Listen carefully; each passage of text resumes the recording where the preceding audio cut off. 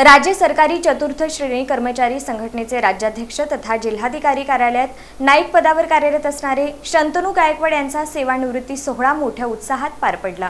राज्य सरकारी चतुर्थ श्रेणी कर्मचारी संघटनेचे राज्याध्यक्ष तथा जिल्हाधिकारी कार्यालयात नाईक पदावर कार्यरत असणारे कर्मचाऱ्यांचं संवेदनशील नेतृत्व शंतनू गायकवाड यांचा सेवानिवृत्ती सोहळा मोठ्या उत्साहात पार पडला। रंगभवन सभागृहात पार पडलेल्या या सोहळ्याला दैनिक तरुण भारतचे मुख्य संपादक प्रशांत माने, रायगडचे उपजिल्हाधिकारी भारत वाघमारे, सौ वाघमारे, ॲडव्होकेट शशी कुलकर्णी, माढ्याचे तहसीलदार संजय भोसले, कामगार नेते अशोक इंदापुरे, पंढरपूर येथील श्री विठ्ठल रुक्मिणी मंदिरे समितीचे नायब तहसीलदार प्रवीण घम, डॉक्टर प्रतीक शिवगुंडे यांच्यासह अनेक मान्यवर उपस्थित होते। या प्रसंगी शंतनू गायकवाड यांचा सपत्नीक सत्कार करण्यात आला, तसंच त्यांना केक भरवण्यात आला। महसूल विभागात चतुर्थ श्रेणी कर्मचारी म्हणून कार्यरत असताना शंतनू गायकवाड यांनी कर्मचाऱ्यांचं यशस्वी नेतृत्व केलं। शासकीय अधिकारी आणि कर्मचाऱ्यांमधील दुवा म्हणून काम करताना त्यांनी लोकशाही मार्गाने अनेक आंदोलनं करून कर्मचाऱ्यांना न्याय मिळवून दिला। शासकीय नोकरी आणि कुटुंब सांभाळून कर्मचाऱ्यांच्या मागण्यांसाठी कार्य करणारे शंतनू गायकवाड हे संवेदनशील माणूस असल्यानंच ते सर्व पातळ्यांवर यशस्वी ठरले आहेत। उपजिल्हाधिकारी भारत वाघमारे यांनी शंतनू गायकवाड यांच्याबरोबर असलेल्या बालपणाच्या मैत्रीचे किस्से सांगितले।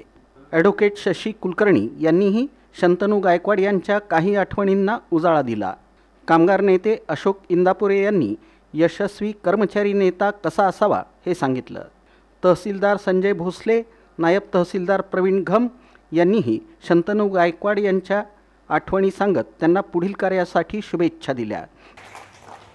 त्यांच्यावर भविष्यात येणारी अडचण किंवा ते कुठं चुकायला आले, समजा एखादा अधिकारी ऐकण्यासारखा असेल तर ते मला सांगणार, ते थोडं सांगावं लागतं, त्याला अडचणी येऊ शकते, मग आम्ही त्याला सांगतो। आणि म्हणजे प्रत्येक माणसावर अगदी म्हणजे जेव्हा हा कलेक्टर ऑफिसचा तंबू आहे तो 95 सालापासून त्याने स्वतःच्या खांद्यावर वावरला आहे। आणि एक चतुर्श्रेणी कर्मचारी आता जे इथे नवीन पोरं बसलेत ना, ह्याच्याबद्दल तुम्ही माझ्या सारखं सांगतो, साहेब पोरं खूप बिघडायला लागले, साहेब पोरं खूप अति झाले, साहेब जरा ह्याला बोलावं वाटतं आपल्याला। एवढी घट्ट मैत्री असताना कधीही त्याने मला आरे तुम्ही बोलला नाही।